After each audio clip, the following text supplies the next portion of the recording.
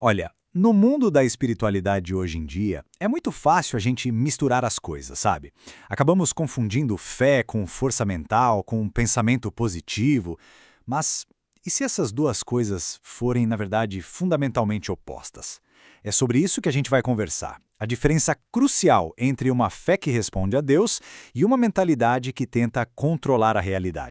Então, o coração de toda essa discussão gira em torno de uma pergunta que parece simples, mas não é. Fé é um relacionamento com Deus? Ou é uma espécie de técnica, uma ferramenta que usamos para moldar o nosso mundo? E olha, dependendo da resposta, o caminho muda completamente. Tudo, absolutamente tudo, se transforma.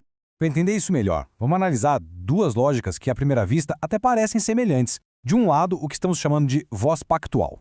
Do outro, o positivismo religioso. O interessante é que as duas usam palavras, usam declarações, mas a origem e o objetivo de cada uma, aí é que mora uma diferença radical. E aqui está o pulo do gato, a diferença que define tudo.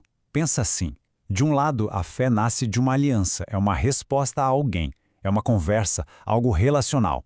Do outro lado, não é uma resposta, é quase um comando. Nasce da autonomia, da ideia de que a gente pode criar a realidade. É uma técnica. Basicamente, é a diferença entre um diálogo e um monólogo.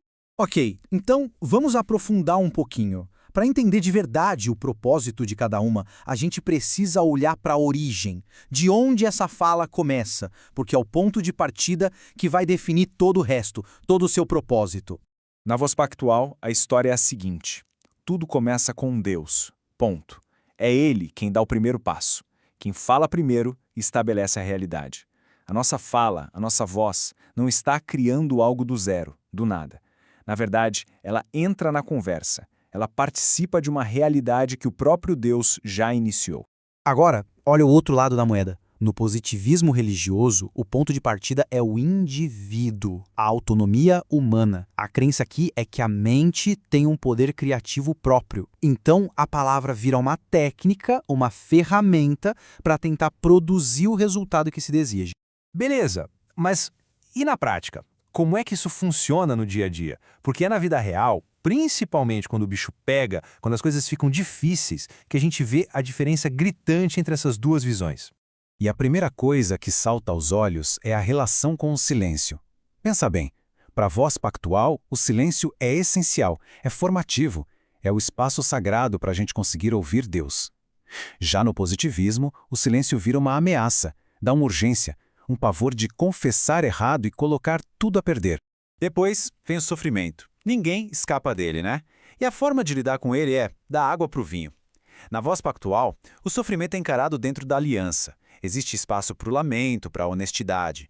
E o resultado disso? Maturidade espiritual. Agora, no positivismo, o sofrimento é visto como uma falha de pensamento. Isso gera uma culpa terrível e um isolamento que só piora as coisas. E por fim, a questão do tempo. Isso aqui é crucial. Uma perspectiva entende que existe um processo, respeita o tempo de Deus e encontra consolo na espera. A outra exige tudo para ontem. É um imediatismo que gera uma opressão espiritual enorme, porque a vida não costuma seguir o nosso cronograma. Tudo isso, o silêncio, o sofrimento, o tempo, aponta para a pergunta de $1 milhão. Afinal de contas, de onde vem o poder, a eficácia da nossa palavra? Está na nossa técnica? Ou vem de outro lugar? E a resposta para isso é um divisor de águas. Presta atenção nesta frase. A palavra é poderosa porque Deus é fiel, não porque o ser humano acertou a fórmula. Isso muda tudo. O poder não está na nossa performance, se usamos as palavras certas. Não. O poder está ancorado na fidelidade de Deus. Então, resumindo a ópera, de um lado, na voz pactual, o poder está na fidelidade de Deus, e a nossa fala é um ato de alinhamento com Ele. Do outro lado, no positivismo, o poder está no indivíduo e a fala vira uma ferramenta que precisa ser dominada para conseguir o que se quer. Perceber essa diferença não é só um exercício intelectual, sabe? É algo profundamente libertador. E é por isso que entender isso é tão crucial na caminhada espiritual de qualquer pessoa. Pensa só no alívio que isso traz. Liberta a gente do medo de errar as palavras, daquela culpa quando as coisas demoram, da ansiedade espiritual, da necessidade de performar para Deus. É o fim da opressão de uma fé que parece mais uma técnica do que um relacionamento de verdade. No fim das contas, tudo isso nos força a reenquadrar a questão toda. A gente percebe que muitas vezes a nossa energia, a nossa preocupação está no lugar errado.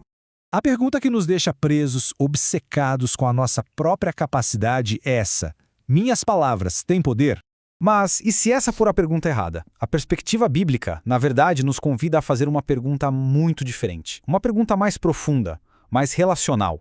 A pergunta certa não é sobre o nosso poder. A pergunta bíblica é: a minha voz está alinhada com a voz de Deus? Percebe a diferença? Quando a resposta para essa pergunta é sim, aí as nossas palavras deixam de ser só um ruído bem intencionado e se tornam participação naquilo que Deus já está fazendo. A grande questão não é gerar poder, mas se alinhar com o poderoso, com a voz fiel de Deus.